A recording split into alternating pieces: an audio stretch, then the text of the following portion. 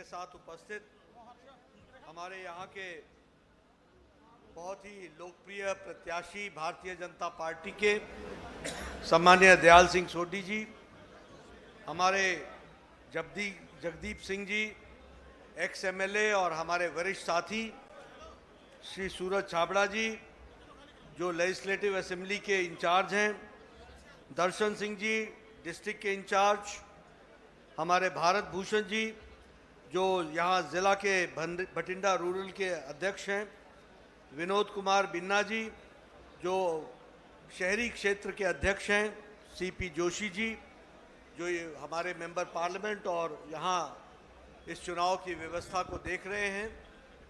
इतनी बड़ी संख्या में एकत्र आए हमारे बुजुर्ग, माताएं, बहनें, नौजवान साथी और मीडिया के मेरे साथी, प्रिंट मीडिया और इलेक्ट्रॉनिक मीडिया के मेरे साथी, आज मुझे बहुत खुशी है कि मुझे मौड़ के इलाके में आने का सौभाग्य मिला और आप सबके दर्शन करने का मौका भी मिला। सबसे पहले तो मैं जब यहाँ आया हूँ तो श्री तलवंडी साबू को नमन करता हुआ अपनी बात को प्रारंभ करता हूँ। साथ ही साथ जब मैं यहाँ आया हूँ तो उस हनुमान मंदिर को भी नमन करता हूँ जहाँ लोग कसम खाने के पहले 10 बार सोचा करते हैं। मित्रों, ऐसी पवित्र भूमि पर, गुरुओं की भूमि पर मुझे आने का मौका मिला। आने में विलंब हुआ, इसके लिए क्षमा कीजिएगा, लेकिन आप सब लोग मेरा बहुत बेसब्री से इंतज़ार कर रहे थे और इतनी देर से आने के बावजूद भी आप सब लोग इतनी बड़ी संख्या में उपस्थित हैं। आपका बहुत बहुत धन्यवाद, अभिनंदन और स्वागत। मित्रों, दयाल सिंह जी को विधानसभा में भेजना ये आप सब लोगों ने मन बनाया है और जगदीप सिंह जी का भी जिस तरीके से आशीर्वाद रहा है, मुझे पूरा विश्वास है कि दयाल सिंह जी आपके आशीर्वाद से विधानसभा पहुंचेंगे, ऐसा मेरा अटूट विश्वास है। लेकिन सिर्फ दयाल सिंह जी को विधानसभा में भेजना ही उद्देश्य नहीं है। इनके माध्यम से पंजाब को किस तरीके से इस मुसीबत की राह से निकालकर सही रास्ते पर मोदी जी के हाथ मजबूत करते हुए ये बॉर्डर स्टेट को मजबूती प्रदान करना, ये हमारा लक्ष्य है, इसको हमको याद रखना है। मित्रों, बाकी सारी पार्टियां परिवारवादी पार्टियां हो गई हैं। उनके लिए पंजाब भी परिवार है, यानी पंजाब में सरकार आती है तो अपने परिवार के लिए, और इससे ज्यादा का लक्ष्य उनको दिखता नहीं है। लेकिन भारतीय जनता पार्टी एक अकेली पार्टी है जिसमें सबका साथ, सबका विकास, सबका विश्वास, सबका प्रयास लेकर के सारे पंजाब को आगे बढ़ाने का लक्ष्य है भारतीय जनता पार्टी। और ये प्रजातांत्रिक तरीके से चलने वाली पार्टी है। इसमें हम लोगों, हमारी पार्टी की नीतियां मोदी जी के नेतृत्व में गरीब, वंचित, पीड़ित, शोषित, जो समाज के अंतिम पायदान पर खड़ा व्यक्ति है, जो गरीब है, महिला सशक्तिकरण, महिलाओं को ताकत देना, युवाओं को मुख्यधारा में लाना, किसानों की चिंता करना, यह हमारा लक्ष्य है। और इस लक्ष्य को पूरा करने के लिए ही भारतीय जनता पार्टी राजनीतिक दृष्टि से सरकार बनाते हुए विकास की ओर आगे बढ़ना चाहती है और स्वर्णिम पंजाब बनाना चाहती है। इसीलिए जब मैं नीतियां कहता हूं तो मैं कहने के लिए नहीं कहता हूं। आप देखिए, कोरोना आया, सारे बड़े बड़े देश मुसीबत में पड़ गए, उनकी सारी व्यवस्थाएं लड़खड़ा गई।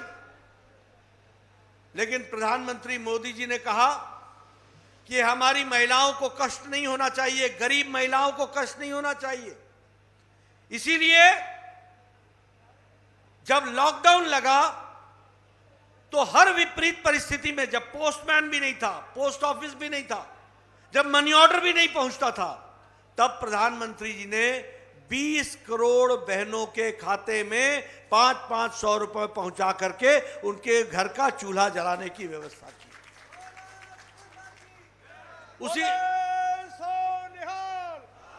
उसी तरीके से प्रधानमंत्री गरीब कल्याण अन्न योजना, जब पिछले शताब्दी में महामारी फैली थी तो बीमारी से ज्यादा लोग भुखमरी से मर गए थे। इसीलिए प्रधानमंत्री जी ने 80 करोड़ की जनता को पिछले 2020 के मार्च से अभी तक 80 करोड़ की जनता को मुफ्त में अनाज देकर के 5 किलो गेहूं, 5 किलो चावल, 1 किलो दाल हर व्यक्ति के लिए व्यवस्था करके दिया। यह भी हमको याद रखना चाहिए। और पंजाब भी इसे अछूता नहीं है, पंजाब को भी ये पहुंचा। जब मैं गरीब की बात करता हूं तो बिजली पहुंचाना ये हमारी जिम्मेवारी थी। 18,000 गांव देश में थे जहां बिजली नहीं थी। प्रधानमंत्री जी ने 1000 दिन में 18,000 गांवों में बिजली पहुंचाई और 2.5 करोड़ घरों में बिजली पहुंचाई। इस बात को याद करना चाहिए। और आज पंजाब 100% इलेक्ट्रिफाइड है, यह भी हमको याद रखना चाहिए। बोले सो निहाल। प्रधानमंत्री किसान सम्मान निधि, मैं यहां किसान भाइयों को बताना चाहता हूं, ठीक है किसान के नाम पर राजनीति करने वाले लोग बहुत हुए, बहुत, लेकिन किसानों का भला करने वाला जो प्रधानमंत्री मोदी जी ने किया वो किसी ने नहीं किया है। मैं दावे की चोट पर आज मोड़ में आकर के आपको बताना चाहता हूं, किसी ने नहीं किया।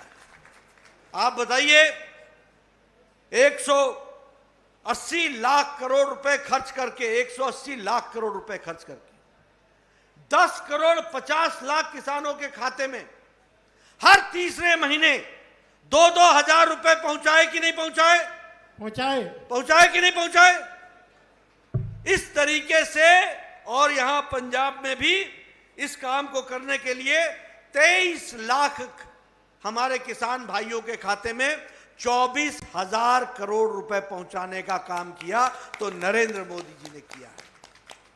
ईच ड्रॉप मोर क्रॉप, हर घर को, हर जल, हर खेत को पानी मिले, उसकी अच्छी व्यवस्था हो, इस काम पर हम लगे हैं।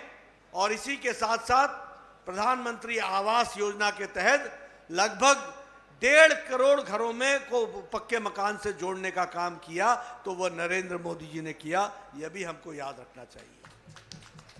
आप बताइए, यहां से भटिंडा एक्सप्रेस चलती थी कि नहीं चलती थी? कैंसर एक्सप्रेस बोलते थे कि नहीं बोलते थे? बोलते थे ना? कैंसर की चलती थी कि नहीं चलती थी? यहां पर all India institute of medical sciences Bathinda में 950 करोड़ रुपए का खोल करके 750 बेड का बनाने का काम किया तो नरेंद्र मोदी जी की सरकार। भारत माता की, भारत माता की, वंदे वंदे। आज ओपीडी शुरू हो गई है, बहुत जल्दी आईपीडी शुरू हो जाएगी, कैंसर स्पेशलाइजेशन भी वहां होगा। अब भटिंडा के लोगों को बीकानेर नहीं जाना पड़ेगा, अब भटिंडा के लोगों का इलाज होगा तो यहीं पर होगा, इसकी व्यवस्था भी की गई, ये भी हमको याद रखना है।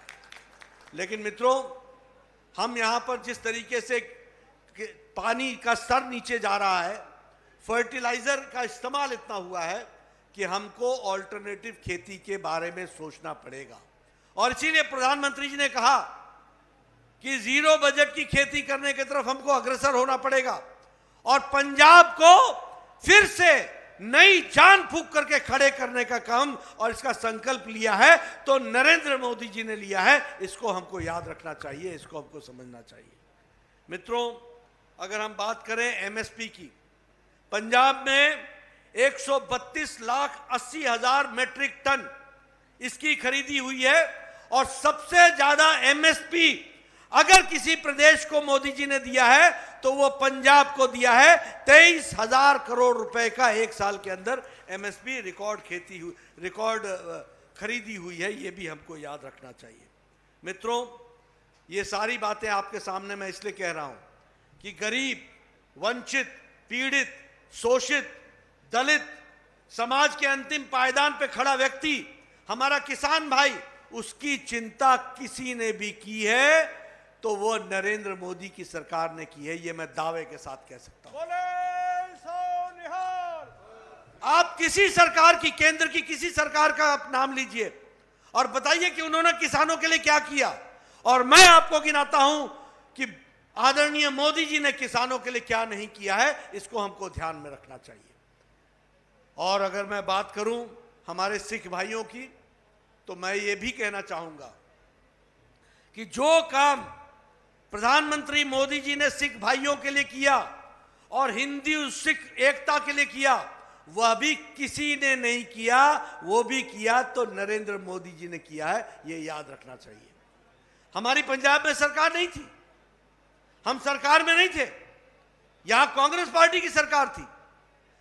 हम कह सकते थे कि हमारी सरकार नहीं है, हम क्या करें, लेकिन हम जानते हैं कि चाहे हिंदू हो चाहे सिख हो, हर व्यक्ति पंजाब और पंजाब से बाहर और दुनिया में हर कोई हरमंदिर साहब में मत्था टेकता है, शीश झुकाता है और उसके साथ उनसे आशीर्वाद लेता है। ये हम सब लोग करते हैं, ये हम जानते हैं।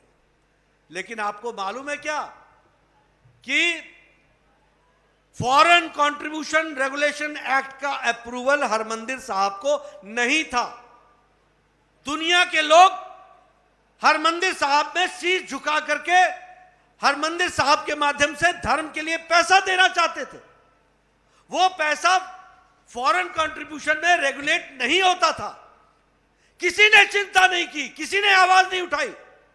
ये नरेंद्र मोदी हैं जो भारत के प्रधानमंत्री बनाए आपने, और उन्होंने फॉरेन कंट्रीब्यूशन रेगुलेशन एक्ट का अप्रूवल दे दिया है। अब दुनिया भर के लोग हरमंदिर साहब को अपना चंदा दे सकते हैं, अपना आशीर्वाद दे सकते हैं, अपना उसमें कंट्रीब्यूशन कर सकते हैं। इस तरह की व्यवस्था की गई।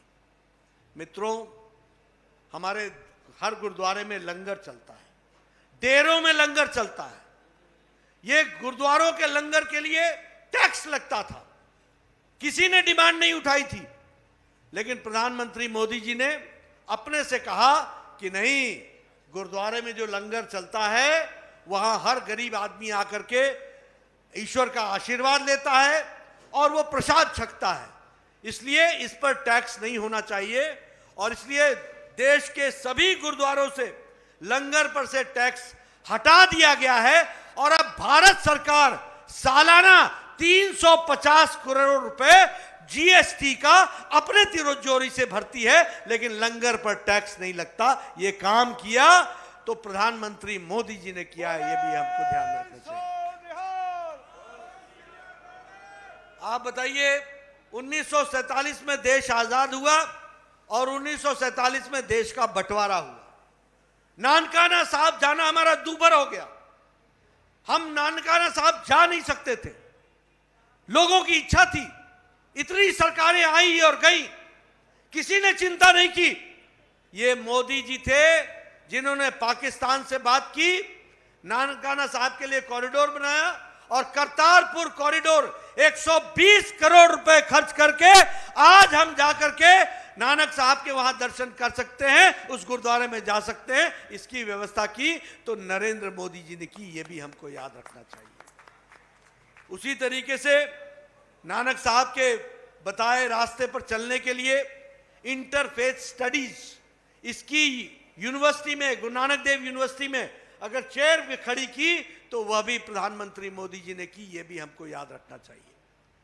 सिख आंदोलन के बाद, सिख एजिटेशन के बाद 316 लोग ब्लैकलिस्ट हुए थे। 316 लोग, किसी ने नहीं पूछा उनकी, किसी ने सुध नहीं ली।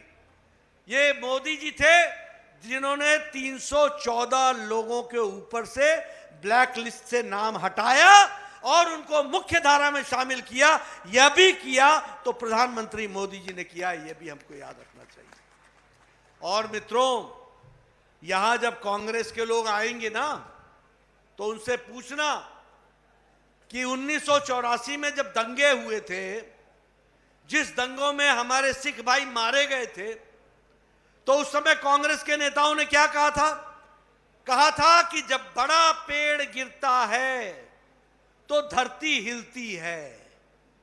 एक तरफ मौत का तांडव नृत्य हो रहा था, एक तरफ मानवता शर्मसार हो रही थी, एक तरफ हमारे सिख भाइयों को जलाया जा रहा था, एक तरफ तांडव हो रहा था और जिसे हम कहते हैं कि मानवता के साथ खिलवाड़ हो रहा था, और एक तरफ कांग्रेस कह रही थी कि बड़ा पेड़ गिरता है तो धरती हिलती है।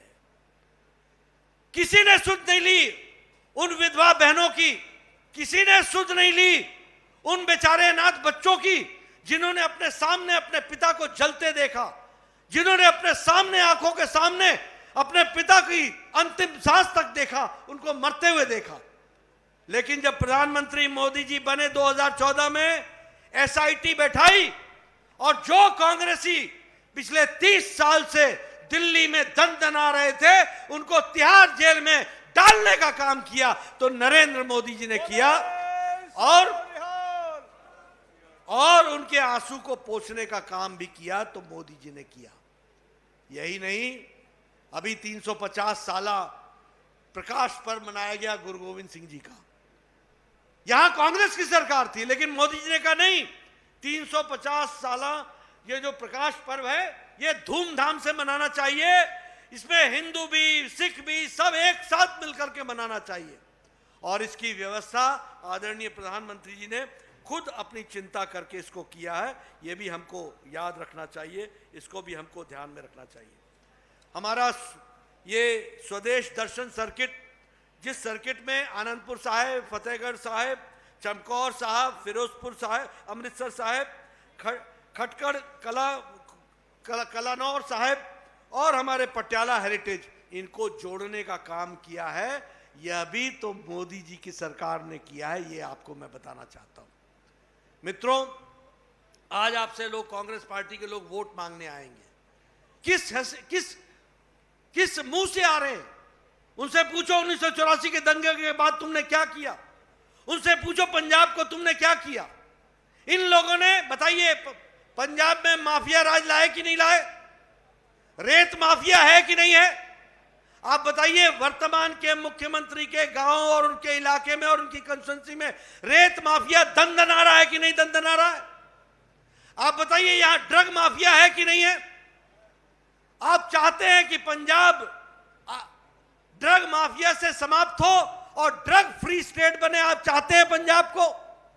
अगर आप चाहते हैं तो रास्ता एक है, और वह रास्ता है दयाल सिंह सोढी को आशीर्वाद देना, हरदीप जी के साथ मिलकर के आगे चलना, यही उसका रास्ता है।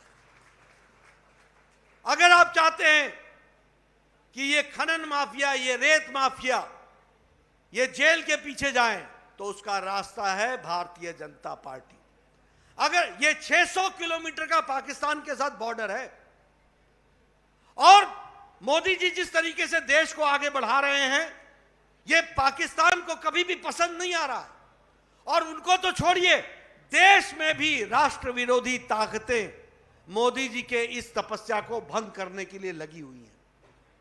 हम लोगों को ध्यान में रखना पड़ेगा, क्या आप ऐसे लोगों को मजबूती प्रदान करेंगे जो मोदी जी के द्वारा देश को मजबूत कराने में जो मुसीबत पैदा कर रही है, उनके हाथ मजबूत करेंगे? क्या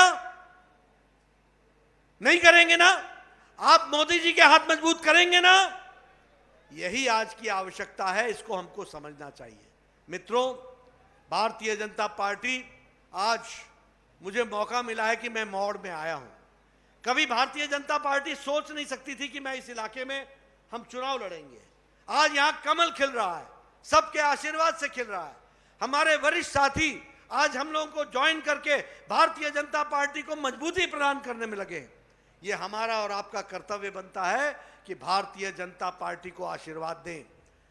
हम चुनाव में कम समय रह गया है, आपका मैं ज़्यादा समय नहीं लूँगा, लेकिन मैं पत्रकार भाइयों के साथ भी निवेदन करूँगा कि अगर हम चाहते हैं कि ये 600 किलोमीटर का बॉर्डर ये मजबूती से रहे, ये बॉर्डर स्टेट मजबूत रहे, यहां का नौजवान ड्रग से मुक्त रहे, यहां का नौजवान रोजगार से युक्त रहे। ये अगर करना है तो रास्ता एक है और वो रास्ता है मोदी जी के हाथ मजबूत करना, भारतीय जनता पार्टी को आशीर्वाद देना। यही उसका रास्ता है, ये हमको समझना चाहिए। एक बात और मैं कहना चाहूंगा कि पंजाब को एक नई ऊर्जा चाहिए, पंजाब को एक नई ताकत चाहिए, पंजाब को कर्जे से निकालने का एक नया रास्ता चाहिए। पंजाब जिस मुसीबत में फंसा है उससे निकालने के लिए एक मजबूत नेता चाहिए, और पंजाब को इन सब चीजों से निकालने के लिए मजबूत नेता के हाथ को मजबूत करने के लिए पंजाब का आशीर्वाद चाहिए। इसीलिए मैं आपसे निवेदन करने आया हूं कि आज मोदी जी दोनों हाथ बढ़ा करके पंजाब को इस मुसीबत से निकालना चाहते हैं। अब पंजाब की धरती को तय करना है कि वो अपनी धरती का हक अदा करे, दयाल सिंह सोढी को यहां से भेजे, पंजाब को मजबूती प्रदान करे और उसके साथ मोदी जी के साथ चल करके पंजाब को आगे ले जाए। इस बात को हमको काम करना है। इसीलिए मित्रों, आपका ज्यादा समय न लेता हुआ आपसे सिर्फ एक ही निवेदन करने आया हूं कि आप भारतीय जनता पार्टी को आशीर्वाद दें, सफल बनाएं, खुशहाल पंजाब बनाएं, विकसित पंजाब बनाएं, इंडस्ट्री वाला पंजाब बनाएं, किसान खुशहाल हो इसके लिए काम में जुटे, बीमारी से मुक्त हो इसके लिए हम काम में जुटे, यहाँ कैंसर की घटनाएं कम हो इसकी हम चिंता करें, फर्टिलाइजर कम इस्तेमाल हो और यहाँ का जमीन उपजाऊ रहे इसकी हमको चिंता करनी है। और ये सब चिंता वही कर सकते हैं जिनके पास पंजाब को बदलने की दिशा भी है, दृष्टि भी है, नियत भी है, लगन भी है और ताकत भी है। उनको मजबूत कीजिए और वो मोदी जी के हाथ मजबूत करके आप इसको करेंगे। इन्हीं शब्दों के साथ बहुत बहुत धन्यवाद। जय श्री राम।